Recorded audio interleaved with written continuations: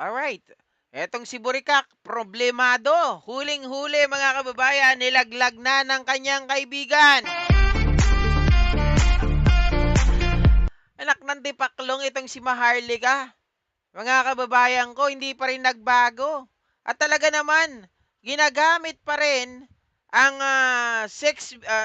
yung video daw ni Pangulong Bongbong Marcos na nakita na raw niya, na napanood niya mga kababayan, at siguradong yung mga kaibigan daw niya ay babaliktad kapag nakita yung video. Eh, paano makikita yung video? Tingnan nga natin at panoorin natin mga kababayan kung paano nahuli at kung paano po binuking ng kanyang kaibigan itong si Maharlika na kanya pong tinatawag po natin mga kababayan na ito po ay kanya talagang niyayakag.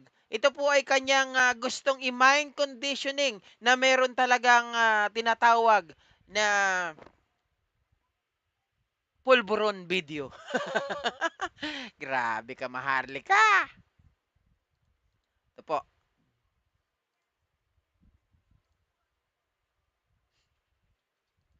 Mhm.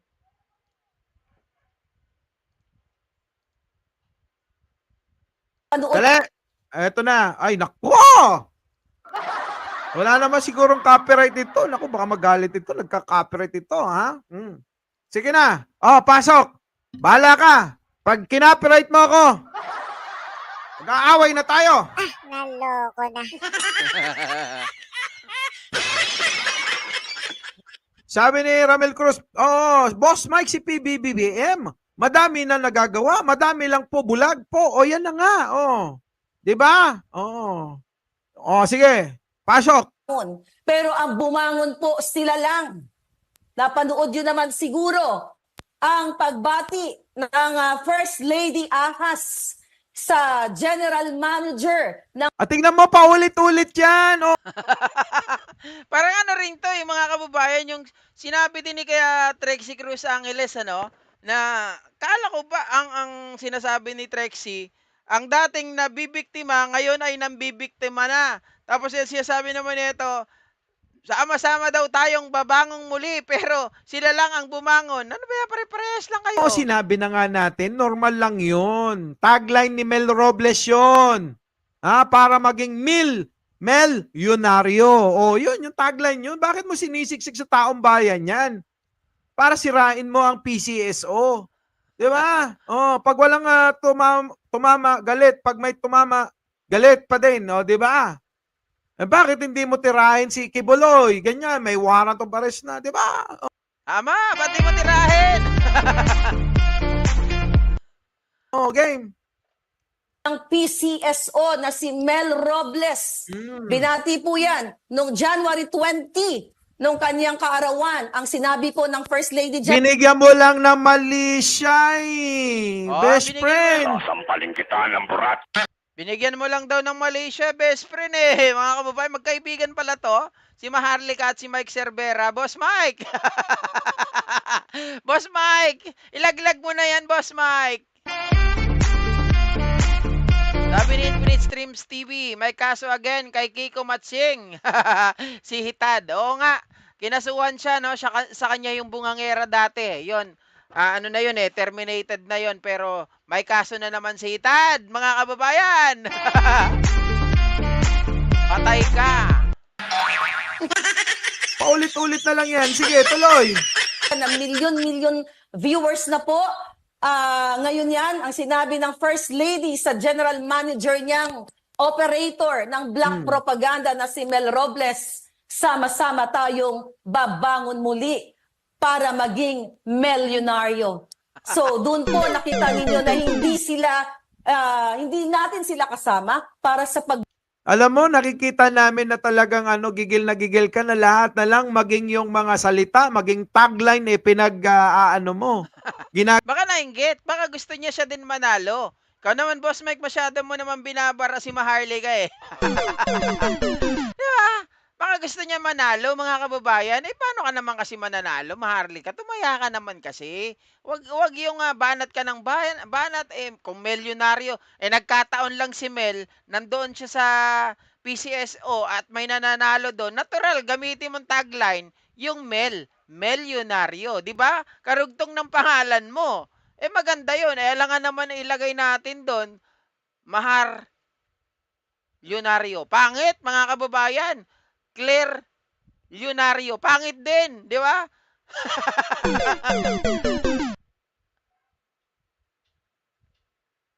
Gawa mong issue. Masama yan. Sasampalin kita ng burat. Ang sama, di ba? So, di ba? Salita lang na pagbati, ginawan pa ng issue. Di ba? Na-meet mo na yan? Oo! Bukod sa mukha at ugali at katawan, ano ang pangit sa... Nasyondan na? Nasyondan na? Oo. Hindi. Hoy, matanda ka na daw, Maharlika. Wala ka na daw katas. Maharlika, wala na daw papatol sa'yo. Hindi ka na raw pagtsatsagaan.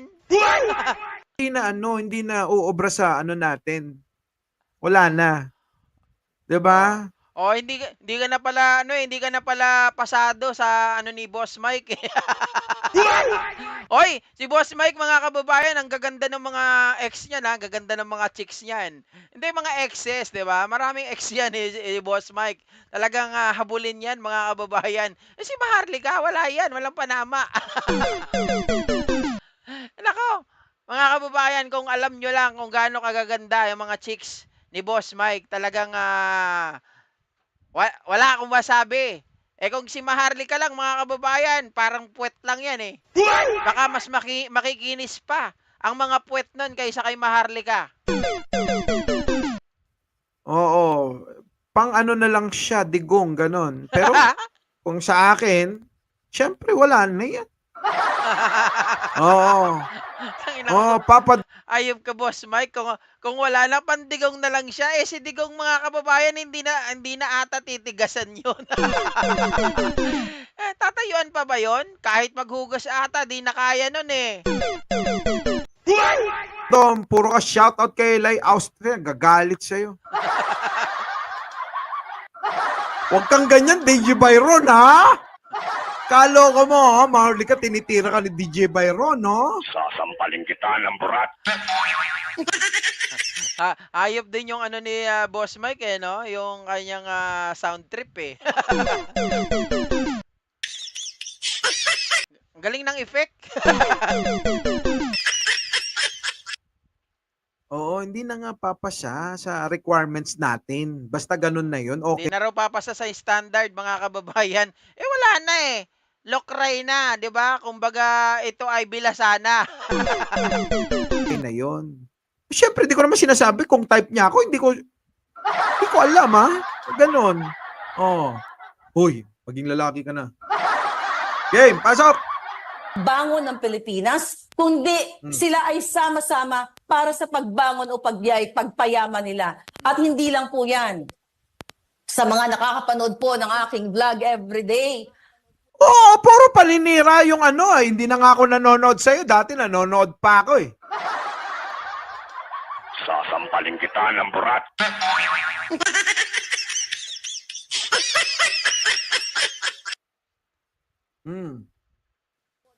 ang gobyernong ito ay kasabwat ng mga masasamang elemento katulad na lamang po ng smuggling.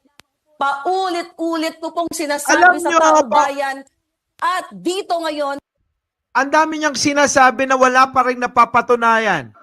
Correct, Boss Mike. Correct.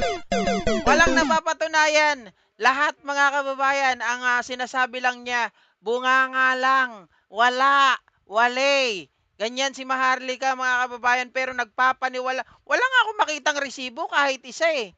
'Di ba? Pero naniniwalaan ng tao, walang maipakitang resibo si Maharlika, pero ganyan lang siya paulit-ulit. Tapos ang kanyang content, mga kababayan, Lisa Smugs, Kuting ng Norte. Ganyan. Wala. Kung papanoorin mo, walang ka-substance. Nako, kahit papano, kahit maliit lang ang viewers ko, eh may substance pa ako kahit papano. Yung isang taong mahigit na binibintang Mga kababayan, alam nyo medyo nawalan ako ng gana dito. Bakit, Boss Mike? Isang taong binibintang niyang may droga, may video, nakita niya na, wala pala. Totoo naman yun eh, di ba? Wala naman palang video. Sabi niya, hanggang January 5, nagabang tayo, mga kababayan. Tanginang yan, halos hindi kami nagsitulog, 24 oras, no? Kaabang-abang. Sige, abangan natin. Nanood pa kami nun sa kanyang video. Wala din pala, hindi rin ililabas. Diyos mo, pinaasa po kami.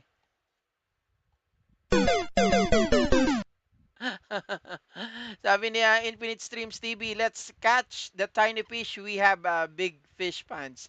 At the tiny fish is around. Sabi niya, Fan Cabalona. Fishful Life. Ano to?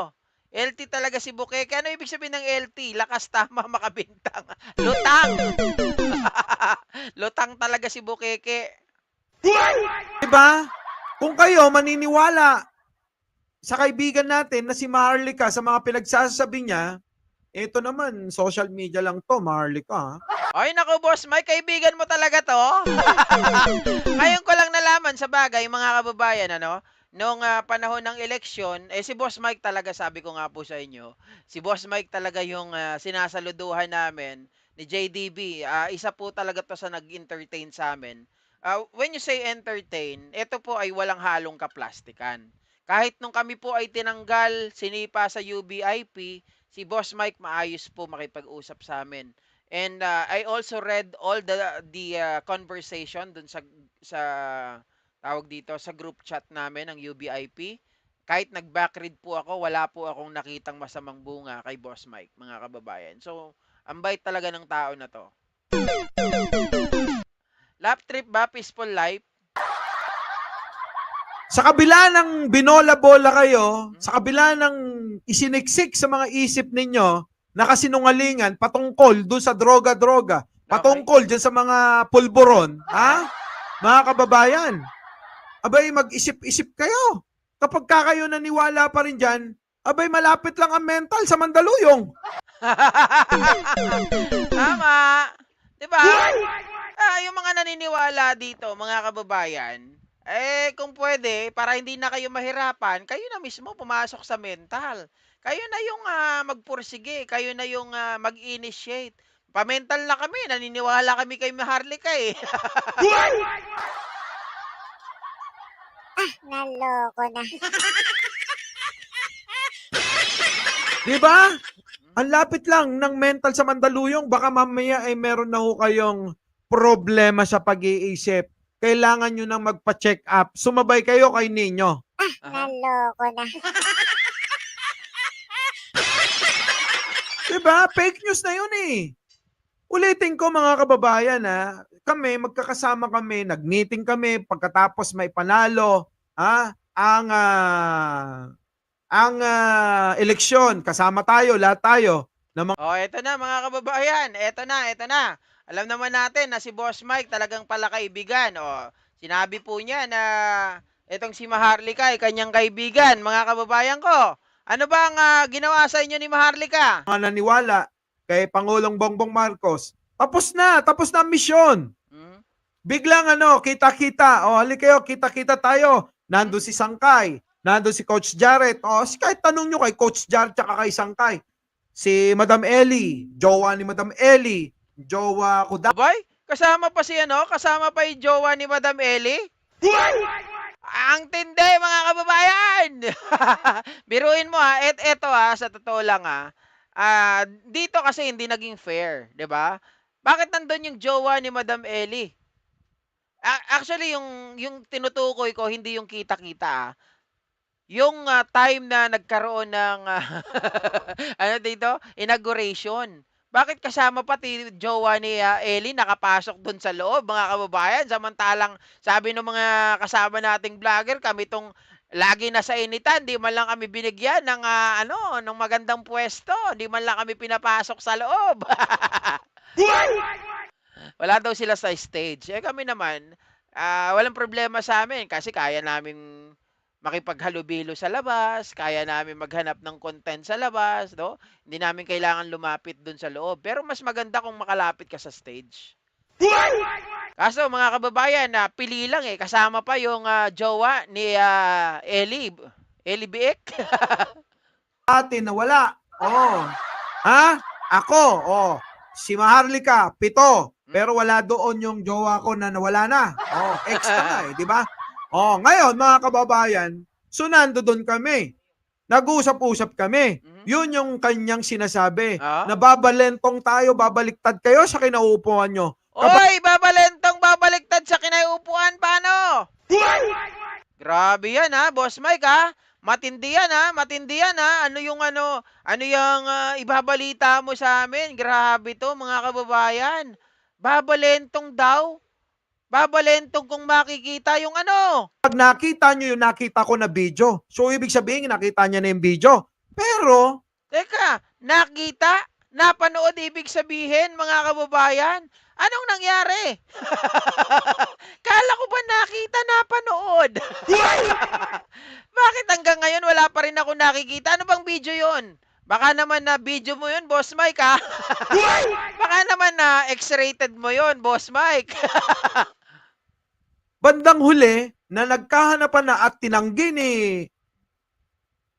Pangulong Duterte, abay wala daw palang video. Wala na, patay. Wala palang video. Hanggang ngayon walang video tapos sasabihan mo yung mga kaibigan nyo, babaliktad kayo, babalentong kayo pag nakita nyo ang nakita ko. Pag nakita nyo ang napanood ko, anak ng tipaklong mga kababayan, anak ng 7 baka. Diba? Nanganak na yung baka, nanganak na pati mga kambing, pati kabayo, at kung ano-ano pa, pati kapitbahay nyo, nanganak na mga kababayan, wala pa rin yung video ni Maharlika. Ibig sabihin nun, lahat ng naniwala kay Maharlika, tanga-tanga. Pero mo pinaniniwalaan si Maharlika, walang resibo. Tapos nanonood 7,000 mga kababayan, live. Grabe. Naloko na. Kamot ulo na lang si Boss Mike. Di ba? Nasaan yung video? Mga boss, ayan lang, magkatabi lang kami. Ayan, nakikinig ako. Nakikinig ako sa kanya, magkatabi lang kami. May video, nakita ko, ang linaw-linaw, siyang siya. Diba? Diba, mga kababayan? Pero bakit wala? Ginamit na nung kung sino-sinong mga vlogger dyan. Pinaniwala sila. Nakita ko, siyang siya. Tangna ko magkwento, no? Talagang kapanipaniwala, pero wala pala, wale. Diyos mio, mga kababayan isipin nyo po yung, hindi ko alam kung may sira na talaga sa tuktok to sitad. Di ba ganun siya mangumbinsi ng tao? Siguro akala niya na kila Boss Mike, sa mga kasama nito, pero may napaniwala to si Boss Boss Eli, si Eli, sila Pebbles, 'di ba? Sila Maui, yan napaniwala ni Burikak. Napaniwala ni Maharlika. Mga kababayan, yun naman kasi parang pera-pera lang ang labanan. Si Boss Mike, di mo naman to sabihan pera-pera lang, may pera to 'di ba? Negosyante to. 'Di ba? Mga kababayan, makikita mo talaga kung sino yung matalino sa hindi. 'Di ba? Yung mga kausap ni Maharlika, mas matatalino sa kanya. Biruin mo. Kukumbinsihin mo yung tao, hindi, nakita ko na. Maniniwala kayo, tatambling kayo. Babaliktad kayo, sigurado. Pag nakita nyo yung nakita ko, wala naman palang video, anak ng tipaklong. Doon sa pagsasalita niya kasi, pag ikaw, sarado utak mo, maniniwala ka kaagad. Pag ikaw, mga kababayan, ay kulto ka ni Digong, maniniwala ka kaagad. Pero pag ikaw ay may utak, kung ikaw ay, sabi nila, may bait ka sa sarili mo, mga kababayan, mararamdaman mo na yung tao na yan bogus. Diba? Ganun lang yun Tayo nga pag kinukwentuhan tayo ng kaibigan natin, alam mo Brad, sabi niya, nanalo ako sa loto. Oh, nagkubra ako. Dami kong pera, oh. Oh, tanungin mo, magkano yung nakubra mo? Magkano lang, brad, eh? Tanungin mo, tumataya ka ba ng loto? Hindi, eh. Alam niyo yun, mga kababayan, parang ano lang, parang usapan lang ng lasing yung ginagawa ni Maharlika. Oh, pre.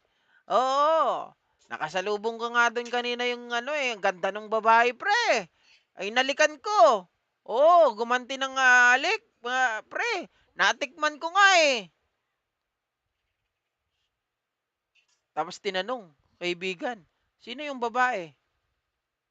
Alam mo, natatanda mo yung pangalan? Oo, pre. Natatandaan mo yung muka? Oo, pre. Eh, yung pangalan? Oo, pre. Nasaan na siya? Ayun, oh.